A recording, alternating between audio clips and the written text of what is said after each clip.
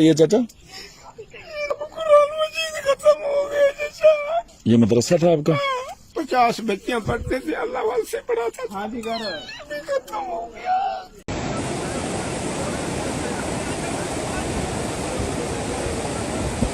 पाना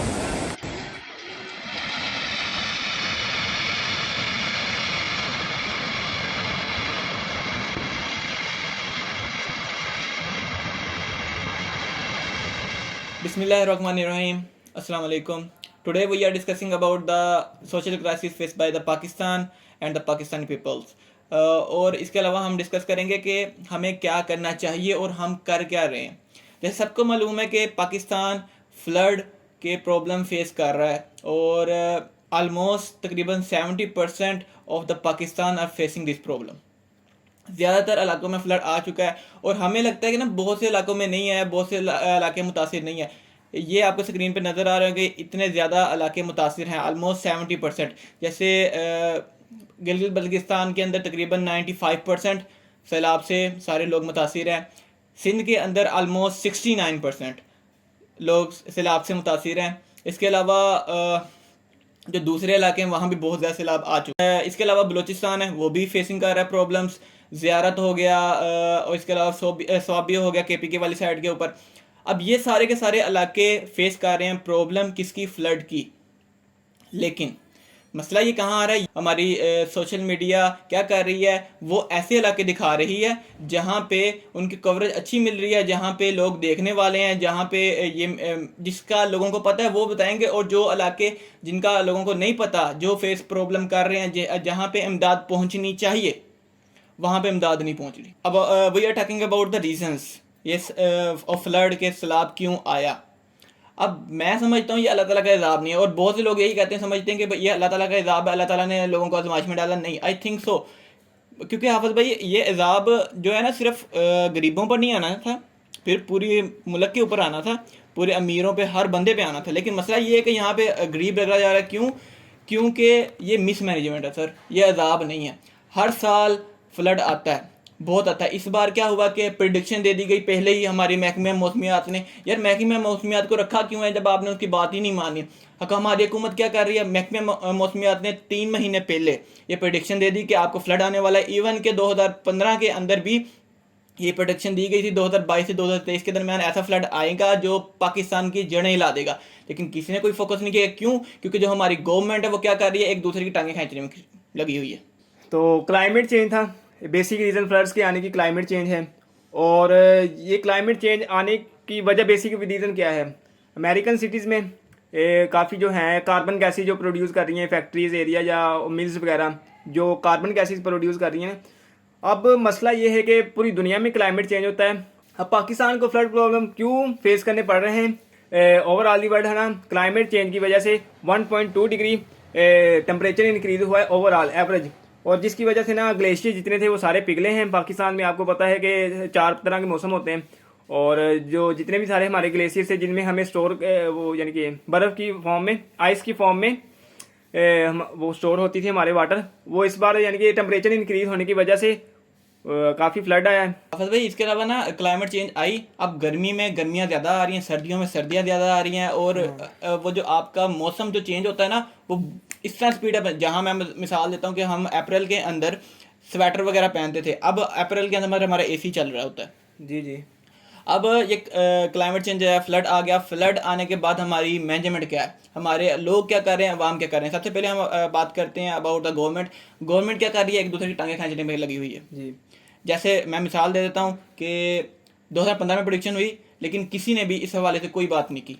जी बिल्कुल मुदस्सिर भाई, इस अब भी ना 3 माह पहले महकमा मौसमियात ने बता दिया था कि आप ना इंतजाम कर लें और सेफ साइड पे शिफ्ट हो जाएं।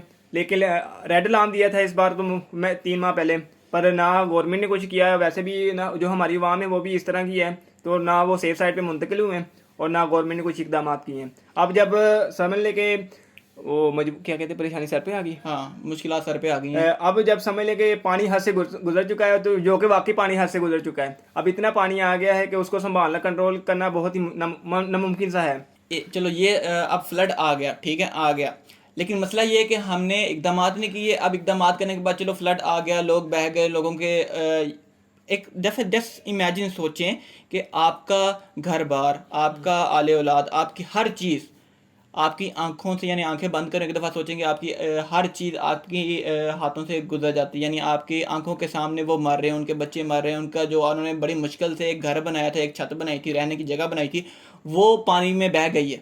तो सोचें कि क्या फेस करना पड़ेगा, क्या आपके उस वक्त एक्सप्रेशन होंगे, क्या आपको Feelings होंगी। की फीलिंग्स क्या होंगी जब ये आप सब ये इमेजिन करने के जो लोगों के साथ हुआ है, तो उनके साथ क्या फीलिंग्स आ रही होंगी उनकी। इसके अलावा चलो ये बात हो गई, अब हमारी हम बात करते हैं कि हम कर क्या रहे हैं, हम उनकी इमदाद कैसे कर रहे हैं, गवर्नमेंट ने क्या इकदाम उठाए हैं, गवर्नमेंट ने क्या इकदाम अगर उठाए। उठाए भी हैं तो किस हद तक उठाए हैं। अब और मैं रिसेंटली मैं एक वीडियो देख रहा था कि फ्लड के लिए ना, फ्लड मुतासिरीन के लिए इमदाद Flood- इकट्ठी हो रही थी, तो वहाँ पे एक MNA आए हैं। MNA ने कहा कि भाई मैं 5 लाख रुपया देता हूँ, हदिया भी दे देते हैं, इमदाद। इमदाद दे देता हूँ। अब उन्होंने 5 लाख मुंह से बोल के बताया, लो जी हमने 5 लाख दिया। अब 5 लाख देने के बाद वीडियो इतनी वायरल है, वो आप देख सकते हैं, मैं यहाँ लगाना नहीं चाहता, लेकिन फिर भी आपको पता भी होगा कि उसने वो 5 लाख रुपया पहले निकाल लिया, यानी साथ ही निकाल लिया है, फिर उसके अलावा एक और दत्थी वहाँ से निकाल के नीचे पीछे वाले को पकड़ा दी। ये सर इस मुल्क के ऊपर अब यानी ये क्राइसिस ना आए तो आए किसके ऊपर फिर, तो सिंपल बात ये। इसके अलावा दूसरी बात यह है कि गवर्नमेंट जो है, गवर्नमेंट के आपने एक वीडियो भी देखी होगी कि वो हेलीकॉप्टर आता है और ऊपर से ना वो आटे के थैले फेंक रहा होता है। अब देखें, आपने वीडियो में भी देखा होगा कि हेलीकॉप्टर की वजह से ना जो नीचे फसल है ना वो तकरीबन सारी तबाह हुई है, और ऊपर से जो अगर वो इमदाद कर भी रहे हैं, जो आटे के थैले भी फेंक रहे हैं, ऊपर इतनी हाइट से फेंक रहे हैं, जब तक वो नीचे पहुंचता है तब तक वो बस्ट होकर ना समय से सारा ज़ाया हो जाता है। तो ये हाल है इनका। ये गरीबों को समझते हैं कि जैसे पता नहीं कीड़े मकोड़े। फिर हम बात करते हैं दूसरे जो इमदादी सेंटर बने हुए हैं, जो दूसरी फाउंडेशन हैं। अब मैं मिसाल देता हूँ कि ये तो फाउंडेशन बाद में आते हैं, पहले बात करते हैं हम आवाम की। जो तरपाल इस्तेमाल होती है, यानी ख़रीदी जाती थी 4200 रुपीज़ की, वो अब कितने रुपए की मिल रही है? 8,500, यानी 8500 रुपये की। डबल प्राइसेस कर दी, डबल। अब यार देखो, अगर एक चीज़ लोग ज़्यादा मिकदार में लें ना तो उसकी प्राइस कम होती है। यहाँ क्या कर रहे हैं, बढ़ा रहे हैं। जैसे लेट्स सपोज पिछली दफ़ा हुआ था कि हम मरी गए थे, मरी के अंदर काफ़ी लोग स्टक हुए थे, और लोगों ने क्या किया कि वो कमरा जो किराए पे 500 रुपये का या 1000 रुपये का देते थे, वो 5-5 हज़ार रुपये कर दिया। जो चाय का कप 200 रुपये का मिलता था, वो 1000 रुपये कर दिया। क्यों? क्योंकि मजबूरी से फ़ायदा उठाया जा रहा है। फिर हम कहते हैं कि यहाँ पे अजाब ना आए या सैलाब ना आए, तो आना क्या है सर? इसके अलावा मैं आपको बता दूं कि फाउंडेशन की हम बात करते हैं। फाउंडेशन मैंने देखा, मैं रस्ते में जा रहा था, एक फाउंडेशन थी, उन्होंने लिखा हुआ था जो तरपाल है वो 15,000 रुपये की। सर ठीक है, मैं मान तो चलो महंगी उन तरपाल, बहुत अच्छी तरपाल लेके दे रहे होंगे। सर एक राशन था, अब हमने खुद राशन पैक किए तो ना ऑलमोस्ट 5500 रुपये का राशन बनता है। हमने एक पूरे घर का राशन, एक महीने का, हम पूरा हिसाब, एक महीने का नहीं, एक राशन जो जिसके अंदर तकरीबन 15 से 20 किलो आटा होता है, 4 किलो घी होता है, ये बेसिक जो चीज़ें होती हैं घर को चलाने के लिए, वो हमारा 5500 रुपये का बना। हमने पूरा एस्टीमेट लगाया, हमने इस्तेमाल भी किया। अब वही उन्होंने राशन कितना का लिखा हुआ? 10,000 रुपये का। सर क्यों? क्योंकि सर उन्होंने उसी के अंदर से वो जो वहाँ लोग काम कर रहे हैं उनकी सैलरीज भी निकालनी है, वहाँ राशन भी पहुँचाना है। सर काइंडली मेरी रिक्वेस्ट ये थी कि ऐसे अदारों को ये अगर आपने इमदाद करनी भी है ना, ऐसे अदारों को ना की जाए जो ये इस तरह कर रहे हैं। हाँ जी बिल्कुल, ऐसे इदारों जो अभी अभी नए इदारे समझ लें, फाउंडेशन अब देख लेंगे सैलाब आया है तो काफ़ी नई फाउंडेशन सामने आ रही है जो पहले नज़र ही नहीं आती थी। जिस तरह के अब जो ऑलरेडी पहले से काम कर रही है ना, हमें चाहिए कि हम इमदाद उन्हीं के साथ करके, उनकी हेल्प करके और उन्हीं को यानी कि समझ लें कि कंटिन्यू करें, परसू करें। सैलानी हो गया, और पासबान फाउंडेशन, पासबान इस्लामिक सेंटर है, सैलानी फाउंडेशन है, और जो ईदी सेंटर्स हैं जो यानी कि काफ़ी पॉपुलर हैं पाकिस्तान में, जो पहले से वर्क कर रही हैं, उन्हीं को यानी कि इमदाद करनी चाहिए, उनके साथ हेल्प करनी चाहिए ताकि वो इसी को कंटिन्यू करें। जो न्यू फाउंडेशन आ रही हैं इनका पता नहीं क्या मामला थे, ये क्या आगे परसू करते हैं, आगे इमदाद पहुंचाते भी हैं, नहीं भी पहुंचाते, वल्लाह आलम।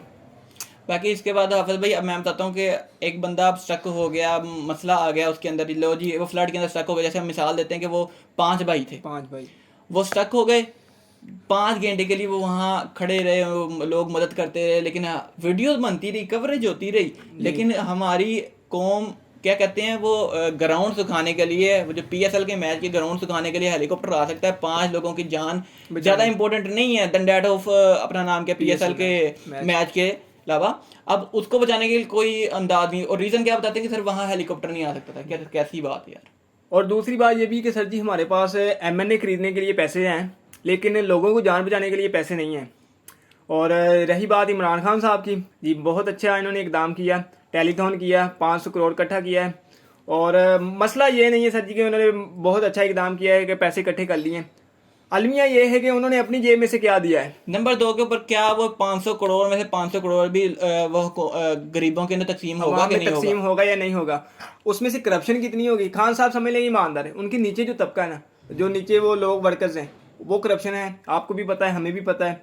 और रही बात ये कि अब हम बात करते हैं ऑलमोस्ट MNA की।